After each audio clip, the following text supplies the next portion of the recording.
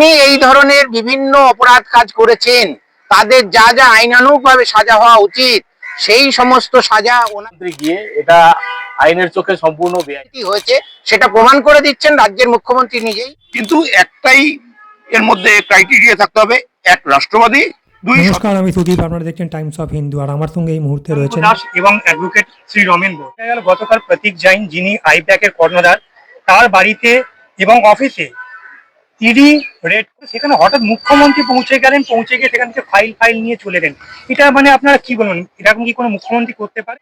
ED generally আমাদের সারা ভারতবর্ষ জুড়ে বেআইনি যে আর্থিক লেনদেন হয় তার তদন্ত করতে পারে। এটা কয়লা স্ক্যামের জন্য একটা তদন্ত ছিল, তদন্তের সাপেক্ষে যে কোনো লোককে জিজ্ঞাসাবাদ করতে পারে, যে কোনো অফিসে রেড করতে পারে। তো এখানে ইডি যে কালকের গেছিল, ওরা ওদের কাজে যে বাধা দান করেছে মুখ্যমন্ত্রী গিয়ে, এটা আইনের চোখে সম্পূর্ণ বেআইনি। কোনো তদন্ত কাজে বাধা দেওয়া যায় না। তো যে অফেন্সের জন্য বা যে ঘটনার জন্য তদন্ত হয় তার যা অপরাধ থাকে, ওই কাজে বাধা যিনিই দেবেন তিনিও সম অপরাধে অপরাধী হবেন। তো ইডি একটা স্বাধীন সংস্থা, এখানে কোনো গভর্নমেন্টের কারো কোনো চাপ থাকে না। উনি স্বাধীনভাবে সারা ভারতবর্ষেই ওনারা আর্থিক বেআইনি লেনদেনের তদন্ত করে। তো এটা যেহেতু একটা কয়লা কেলেঙ্কারি, একটা স্ক্যামের তদন্ত ছিল, তো জেনারেলি এটা বাধা দেওয়া উচিত নয়। একজন আইনজ্ঞ হিসেবে আমার ওপিনিয়ন এটা। কারণ উনি বলছেন যে, মুখ্যমন্ত্রী বলছেন যে আইপ্যাকের অফিসে ভোটের লিস্ট, এসআইআর লিস্ট এইসব রয়েছে, এইগুলো তো দেখা গেল মানে গাড়ি দেখা গেল যে মুখ্যমন্ত্রী গাড়ির পেছনেতে ডিক্কিতে পশ্চিমবঙ্গ সরকারের ফাইল ভরা হচ্ছে। কি বলবেন? জেনারেলি পশ্চিমবঙ্গ সরকারের ফাইল পশ্চিমবঙ্গ সরকারের অফিসে থাকা উচিত।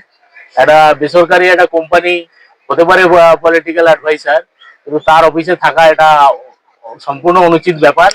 এর দ্বারা বোঝা যাচ্ছে যে পশ্চিমবঙ্গের সরকার কিভাবে পরিচালনা হয় সেটা পশ্চিমবঙ্গের জনগণ এখান থেকে দেখতে পাচ্ছে, যে একটা প্রাইভেট কোম্পানি সে পশ্চিমবঙ্গের সরকার পরিচালনা করছে, সহায়তা করছে, তার ফাইল তার কাছে।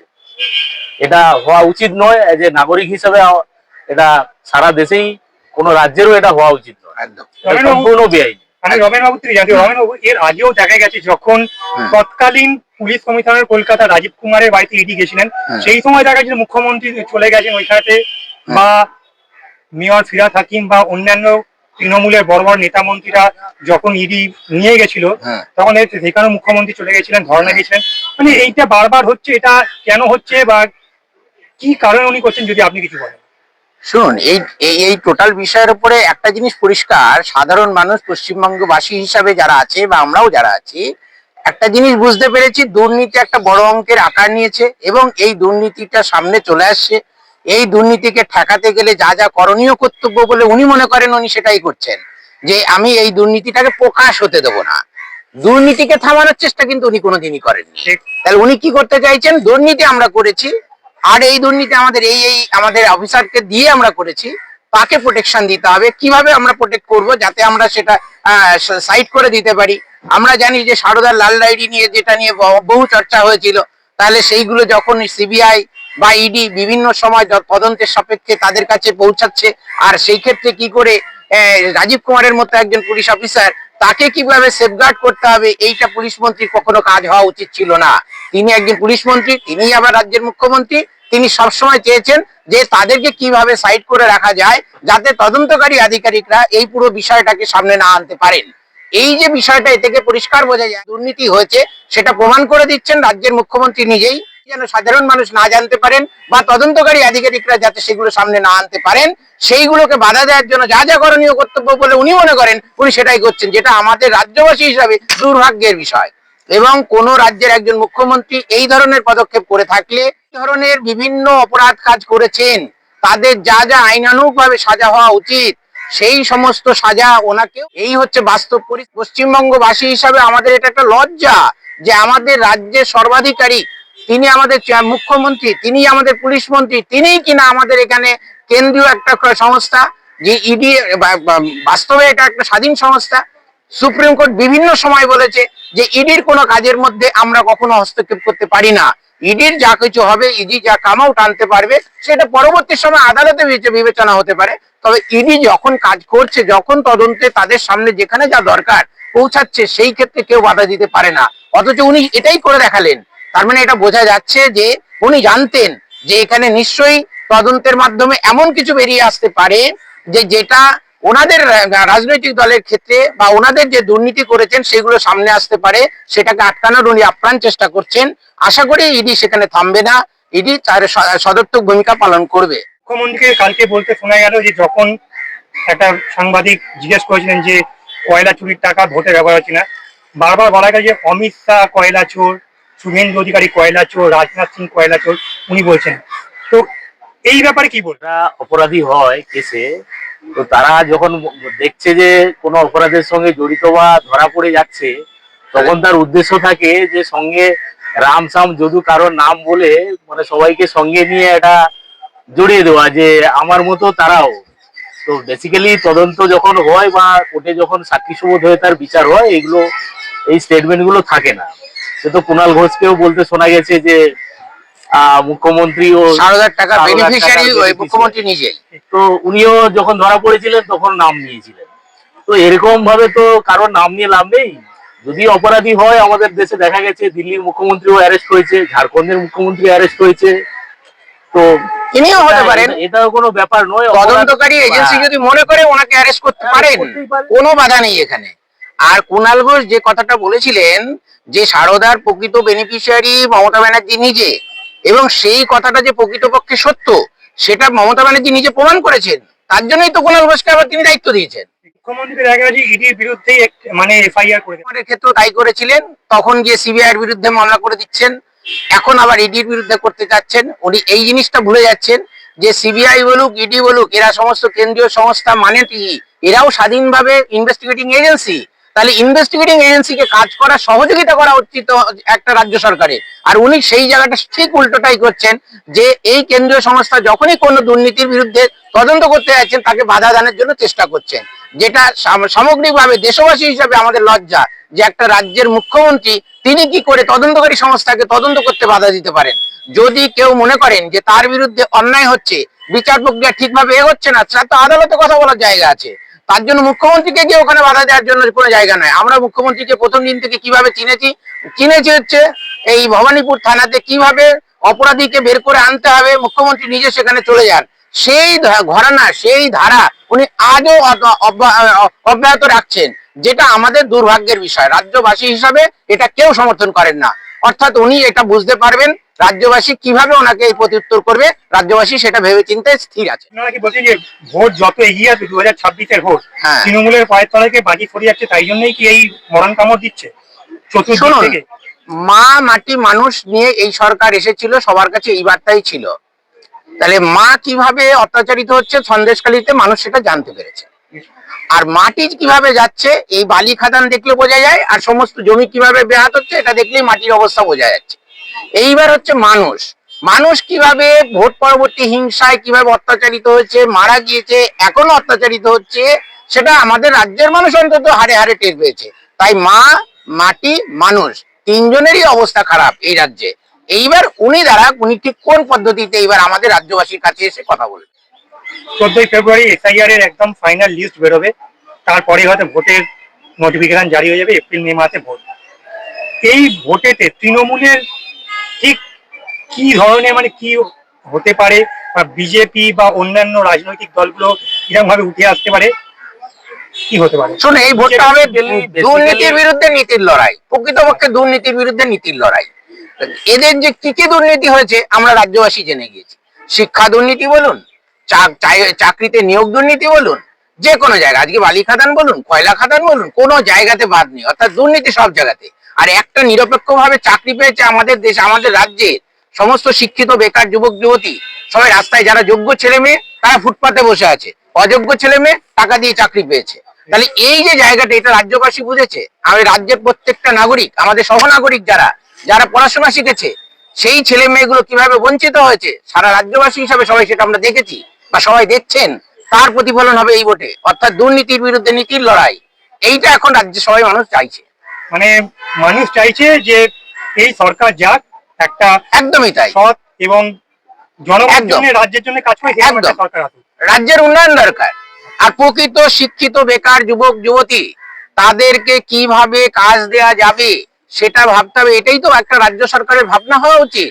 আর আমরা কি করব না, যারা প্রকৃত যোগ্য ছেলে মেয়ে তাদেরকে ফুটপাতে বসার ব্যবস্থা করে দেবো, আর অযোগ্য ছেলে মেয়েদের কাছ থেকে দুর্নীতির করে টাকা নেবো, টাকা নিয়ে তাদেরকে চাকরিতে ঢুকিয়ে দেবো। এটা আমার কোনো রাজ্যের প্রকৃত নীতি আদর্শ হওয়া উচিত নয়। সেটা রাজ্যের মানুষ বুঝে গেছে, এটা ভোট ব্যাংকে বুঝি। বিপ্লব বাবু, আপনার কাছে আমার একটা প্রশ্ন। আপনারা হাইকোর্ট ইউনিটে রয়েছেন, যেহেতু কোর্ট ইউনিটের সরকারি কর্মচারী পদের প্রেসিডেন্ট রয়েছেন, আপনাদের নতুন কোনো ভাবনা, কারণ আপনার দেখা গেল রিসেন্টলি আপনাদের কোঅপারেটিভ ইলেকশন এবং হাইকোর্ট কলকাতার যে ক্লাবের ইলেকশন ছিল, বিজেপি একদম ব্যাপক সিট নিয়ে নিয়েছে। আপনাদের 4টে সিটের মধ্যে 3টে নিয়েছেন আপনারা বিজেপি সরকারি কর্মচারী পরিষদ, আর কলকাতা ক্লাবের 10টার মধ্যে 7খানা আপনারা নিয়ে নিয়েছেন। নতুন কোনো পরিকল্পনা আছে কি 2026-এ ভোটের আগে? আমি সমস্ত রাজ্য জুড়ে অল বেঙ্গল লোটাস ক্লাব বলে আচ্ছা একটি ক্লাব আমরা খুলতে চলেছি। এর দায়িত্বে রয়েছেন, সভাপতি পদে রয়েছেন শ্রী লোকনাথ চট্টোপাধ্যায়, আচ্ছা আমি তার জেনারেল সেক্রেটারি। আমি সারা রাজ্য জুড়ে রাষ্ট্রবাদী মনোভাবাপন্ন সমস্ত উকিলবাবু এবং সমস্ত কোর্টের কর্মচারীদের নিয়ে এই ক্লাবটি তৈরি হতে চলেছে, যাতে একটা খুব ভালো কম্বিনেশন হয়। ওনাদের সুবিধায় ওনারা আমাদের কাছে আসবেন, আমাদের সুবিধায়।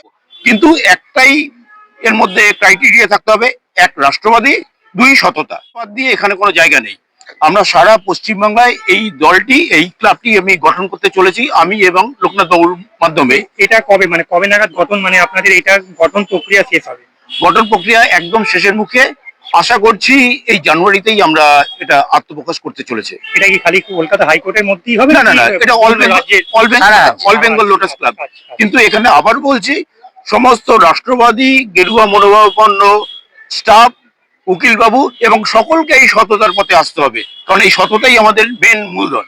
দেখা যাচ্ছে হিন্দু যেভাবে হিন্দু নিধন বাংলাদেশে, দাস চন্দন দাস হিন্দু যারা খুব একদম রিসেন্টলি বাংলাদেশে দীপুচন্দ্র দাস বাঙালি হিন্দু, বারবার এই হিন্দুদের উপর অত্যাচার, এই হিন্দুদের অত্যাচারের জন্যই কি আপনারা বাধ্য হয়ে এইরকম একটা রাষ্ট্রবাদী এই একটা সংগঠন তৈরি করতে যাচ্ছে? কিন্তু এখন বিপদের মুখে, এর জন্যই কি এই সংগঠন তৈরি? হিন্দুরা শুধু একটা অত্যাচারিত হয়েছে ছোট্ট মানে একটা দুটো ঘটনা নিয়ে আমরা বলবো না, সামগ্রিকভাবে দেখা যাচ্ছে যে হিন্দু পরিবার বিভিন্ন জায়গাতে বিভিন্নভাবে অত্যাচারিত হচ্ছে, শুধু হিন্দু হওয়ার অপরাধে। শুধু হিন্দু হওয়ার অপরাধে। এবং যেটা আমরা বাংলাদেশ থেকে যে চিত্র পাচ্ছি, আপনারাও এটা জেনে রাখুন যে ওখানে যে 1000টা ঘটনা ঘটে তার হয়তো একটা দুটো আমাদের কাছে এসে পৌঁছেছে, কিন্তু আর আর বেশিরভাগ খবর আমরা আদৌ এখনো পর্যন্ত পাইনি। অবস্থা সত্যি সঙ্গীন, খুবই খারাপ অবস্থা। তাই আমরা আমরা দুর্ভাগ্যবশত বলছি যে আজকে আমি যে রাজ্যে থাকি সেই রাজ্যে রাজ্য সরকার এটা নিয়ে মুখ খোলেন না, সেটা নিয়ে কোনো বক্তব্য বলেন না, তখন রাস্তায় নামেন না। উনি শুধু একটা জিনিসই করেন, যারা চুরি করতে ওনাকে সহযোগিতা করেছে তাদেরকে যদি কোনো এজেন্সি এসে ধরতে চেষ্টা করে, উনি তাদের জন্য পথে নেমে পড়েন হাজার হাজার লক্ষ লক্ষ লোক। এমনকি আপনি এই কথা, এমনকি এই রাজ্যে যারা ঠেকুমাকু আছে হ্যাঁ। তাদেরকেও দেখা যায়, তারা হিন্দু যখন হিন্দুর উপরে জ্বালিয়ে পুড়িয়ে মারা হচ্ছে, জ্বালিয়ে দেওয়া হচ্ছে, সে হরগোবিন্দ চন্দ্র দাস হোক বা দীপুচন্দ্র দাস হোক, তারা কিন্তু পথে নামে না। কিন্তু ভেনেজুয়েলা যদি কিছু হয় তারা কিন্তু রাস্তায় নেমে পায়। এটা খুবই দুঃখজনক। মানে এরা এতটাই স্বার্থান্বেষী যে নিজের ধর্মীয় লোকজন, আমি বলছি না যে খ্রিস্টান ধর্ম বা হিন্দু ধর্ম, জৈন ধর্ম, বৌদ্ধ ধর্ম, কাউকে আলাদা করছি না, প্রত্যেকটি ধর্মের মানুষের সুরক্ষা প্রদান করা রাষ্ট্রের দায়িত্ব। তাহলে ভারত বা বাংলাদেশেও সেইটা হওয়া উচিত। অর্থাৎ ওই দেশে যে ধর্মেরই মানুষ আছেন না কেন, প্রত্যেকে সুরক্ষা প্রদান করা ওই রাজ্যে ওই দেশের সরকারের দায়িত্ব। কিন্তু সেটা হচ্ছে না। সেখানে আমরা যেটা সামনে আসছে, যেটা দেখতে পাচ্ছি, যে আমাদের হিন্দু মনোভাবাপন্ন যে সমস্ত মানুষ তারা অত্যাচারিত হচ্ছে, দিনের পর দিন তাদের সম্পত্তি লুটপাট হচ্ছে। এবার সেই ক্ষেত্রে কিন্তু আমাদের রাজ্য থেকে কোন রকম কোনো, আমি দেখি না যে তার কোনো প্রতিবাদের মিছিল হয়। শেখু মাকু যাই বলুন, কেউ কোনো প্রতিবাদ করেন। কেন করেন না? আসলে তারা নীরবে সেগুলোকে সমর্থন করেন। আমরা এই নীরব সমর্থনটাকে মানি না। আমাদের কথা হচ্ছে আমরা কোন ধর্মেরই মানুষ যাতে কোনোভাবে অত্যাচারিত না হয় সেইটা দেখা হচ্ছে আমাদের দায়িত্ব। আমরা এই সনাতন ধর্ম কথাটার মূল জায়গাটা হচ্ছে আমরা সমস্ত ধর্মকে অ্যাডপ্ট করতেছি। আমাদের ভারতবর্ষের যে সংবিধান আছে, এই সংবিধান ধর্ম নিরপেক্ষ, একদম সমস্ত জাতি ধর্ম নির্বিশেষে আইনও সেখানে বলা হয়েছে সমান। তো ধর্ম, একটা ধর্মের মানুষকে বেশি সুবিধা দেওয়া হবে তারা অপরাধ করলে, তারা ভোট দেয় বলে, আর বাকি অন্য ধর্মের মানুষের উপরে অত্যাচার হবে তার জন্য কোনো হবে না, এটা ঠিক মানা যায় না। এটা রাষ্ট্র, একটা রাজ্য, তার উচিত ধর্ম নিরপেক্ষ হওয়া, সবাইকে সমানভাবে দেখা। কিন্তু এই রাজ্যে দেখা যায় একটা বিশেষ সম্প্রদায়কে বেশি মানে বারবার তোষণ করা হয় হিন্দুদের জন্য, মানে হিন্দুরা মার খাক, জ্বালিয়ে দেওয়া হোক, পুড়িয়ে দেওয়া হোক। একটা বিশেষ শ্রেণী এখানে পশ্চিমবঙ্গে, তারা শিক্ষার বিস্তার এখনো পর্যন্ত সেভাবে রাজ্য সরকার প্রবেশ করাতে পারেনি আজও পর্যন্ত। ব্রাহ্মণ থেকেও ডেভেলপমেন্ট আজও পর্যন্ত হয়নি। তারা নিজেরাও সন্দিহান আছে যে কোন সরকার তাদের ডেভেলপমেন্ট। গোবিন্দ তিওয়ারি বারবার বলেন যে সেই বিশেষ সম্প্রদায়কে তেজপাতার মতো ব্যবহার করেছে, মানে খাবারের টেস্টের জন্য লাগায়, কিন্তু তাদেরকে বাইরে ছুঁড়ে ফেলে দেওয়া হয়। ঠিকই উনি উদাহরণ এক্সাম্পল যেটা দিয়েছে সেটা ঠিকই আছে। কিন্তু কেন্দ্রের বর্তমান শাসক দল সেটা চায় না। কেন্দ্রের বর্তমান শাসক দল চায় রাষ্ট্রবাদী চিন্তায় যারা বিশ্বাসী, আমাদের রাষ্ট্রবাদী ধ্যান ধারণায় যারা বিশ্বাস করেন, তারা যে ধর্মেরই মানুষ হোক না কেন, তার উন্নয়নের স্বার্থে সমস্ত সময় কেন্দ্র সরকার আছে, ছিল, থাকবে। তাহলে এই কথার রেস ধরে আমি বলছি, তাহলে এই যে 26-এর বিধানসভা ভোট হচ্ছে, তাতে বিশেষ সম্প্রদায় কি মানে তৃণমূল থেকে কি একদম সরে যাবে? যারা রাষ্ট্রবাদী এখন পর্যন্ত যারা রাষ্ট্রবাদী চিন্তা ভাবনা নিয়ে চলেন, বিশেষ সম্প্রদায়ভুক্ত যাদেরকে আপনি বোঝাতে চাইছেন, আমি বলছি যে তারাও এখন বুঝে গিয়েছে যে এই বর্তমান শাসক দল তাদেরকে কিভাবে অন্যায়ভাবে শুধুমাত্র বোম পিস্তলের জন্য ব্যবহার করেন, সেটা থেকে তারাও বেরোতে চাইছেন। এবং তার ভোট, আপনি যে এই ভোট প্রক্রিয়ার মধ্যে তারা উত্তর দেবেন উন্নয়ন চাইছে। অবশ্যই। ধন্যবাদ আপনার।